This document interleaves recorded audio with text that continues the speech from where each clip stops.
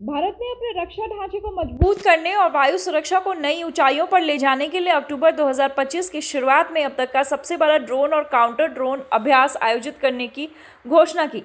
इस अभ्यास को कोल्ड स्टार्ट नाम दिया गया है। इसका उद्देश्य न केवल ड्रोन तकनीक और उससे जुड़ी नई क्षमताओं का परीक्षण करना है, बल्कि पड़ोसी देशों से बढ़ते खतरों का प्रभावी जवाब देने की तैयारी करना भी है। हाल के वर्षों में पाकिस्तान के साथ तनावपूर्ण परिस्थितियों में ड्रोन का बड़े पैमाने पर इस्तेमाल देखा गया। सीमा पर हुए संघर्ष और आतंकी गतिविधियों में ड्रोन तकनीक का दुरुपयोग बढ़ता जा रहा है। इन चुनौतियों से निपटने के लिए भारत को एक ऐसे व्यापक अभ्यास की आवश्यकता थी जिसमें आक्रामक और रक्षात्मक दोनों तरह की रणनीतियों का वास्तविक परीक्षण हो सके। कोल्ड स्टार्ट इसी दिशा में एक ऐतिहासिक कदम है। इस अभ्यास में भारत में स्वदेशी रूप से विकसित ड्रोन और काउंटर यूएस यानी अनमैन्ड एरियल सिस्टम्स तकनीक को प्रमुखता से शामिल किया जाएगा। यह स्वदेशी तकनीक भारत को रक्षा क्षेत्र में आत्मनिर्भर बनाएगी और मेक इन इंडिया कार्यक्रम को भी गति देगी। ड्रोन और एंटी ड्रोन हथियारों का एक साथ परीक्षण होगा ताकि भविष्य में किसी भी आपातकालीन परिस्थिति में तेजी से प्रतिक्रिया दी जा सके। रक्षा विशेषज्ञों का मानना है कि यह अभ्यास भविष्य की वायु रक्षा प्रणाली सुदर्शन चक्र के लिए आधार तैयार करेगा, जिसे भारत वर्ष 2035 तक विकसित करने की योजना बना रहा है। सुदर्शन चक्र एक ऐसी समग्र रक्षा प्रणाली होगी जो न केवल ड्रोन